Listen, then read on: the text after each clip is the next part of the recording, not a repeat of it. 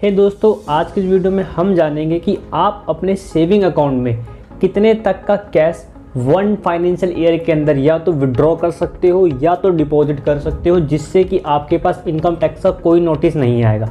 Income tax का section number 285BA ये कहता है कि अगर आप एक फाइनेंशियल ईयर के अंदर 10 लाख से ज़्यादा या तो कैश को डिपॉजिट करते हो या विड्रॉ करते हो अपने सेविंग अकाउंट में से, चाहे आप वन टाइम करो चाहे पार्ट में करो during the financial one financial year के अंदर, तो ऐसे केस में आपके पास इनकम टैक्स का नोटिस आ सकता है।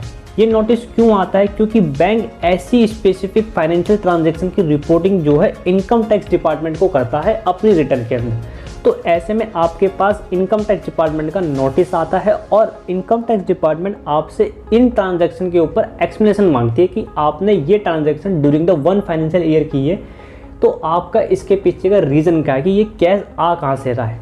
इनकम टैक्स डिपार्टमेंट आपकी ITR को कंपेयर करता है। अगर आपने अपनी इनकम टैक्स रिटर्न के अंदर इनकम को कम शो कर रखा है और आप during the financial year 10 lakh रुपए से ज़्यादा के ट्रांजैक्शन को करते हैं, तो ऐसे केस में इनकम टैक्स डिपार्टमेंट आपसे उस ट्रांजैक्शन के ऊपर एक्सप्लेनेशन मांगता है कि इसके पीछे का रीज़न क्या है, क्या सोर्स है जहाँ से ये इनकम आई जा रही है। जस्ट सपोज कि अगर आपने 2.5 लाख रुपए की इनकम शो कर रखी है अपनी ITR में और आप during the one financial year 10 lakh रुपए ज़्यादा कैश को डिपॉजिट करते हो या कैश को विड्रॉ करते हो, तो ऐसे केस में बैंक आपकी ये फाइनेंशियल ट्रांजैक्शन को इनकम टैक्स डिपार्टमेंट के पास भेज देगा। इनकम टैक्स डिपार्टमेंट आपकी ITR से कंपेयर करेगा और जो कि आपकी ITR में इनकम कम शो कर रखी है और आप ट्रांजैक्शन ज़्यादा की कर रहे हैं, तो ऐसे केस में आपसे एक्सप्लेनेशन मांगा जाएगा कि इसके पीछे का सोर्स क्या है। और ऐसे भी केस होता है अगर आपने अपनी ITR क्लियर सही से शो कर रखी है तो आपके पास कोई नोटिस भी नहीं आता है ऐसी ट्रांजैक्शन के ऊपर भी। तो ये केस आइए एक एग्जांपल की मदद से समझते हैं। मिस्टर राम ने अपने सेविंग अकाउंट के अंदर वन फाइनेंशियल ईयर में 12 लाख रुपए कैश को डिपॉजिट करा है।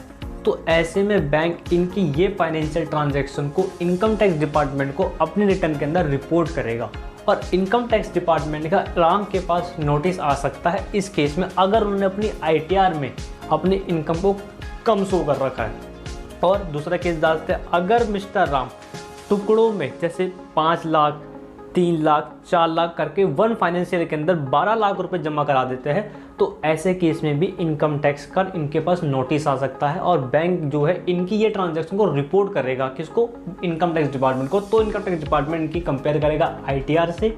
अगर ITR में इन्होंने अमाउंट कम शो कर रखा है, इनकम टैक्स डिपार्टमेंट इनसे इस ट्रांजैक्शन के ऊपर एक्सप्लेनेशन मांगेगा कि इसके पीछे का सोर्स क्या है।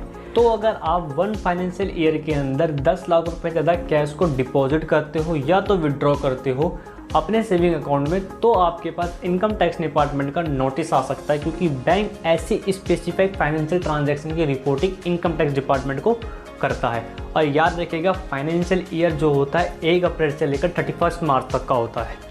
तो अगर वीडियो पसंद आया तो वीडियो को लाइक करें, चैनल को सब्सक्राइब जरूर करें। आप वीडियो देखते हैं पर चैनल को सब्सक्राइब नहीं करते, तो प्लीज़ चैनल को सब्सक्राइब जरूर करें और कमेंट करके बताएं कि आपको वीडियो कैसी लगी और आप नेक्स्ट टॉपिक कौन सा चाहते हैं, हम उसके ऊपर वीडियो जरूर बनाएंगे। Thank you for watching.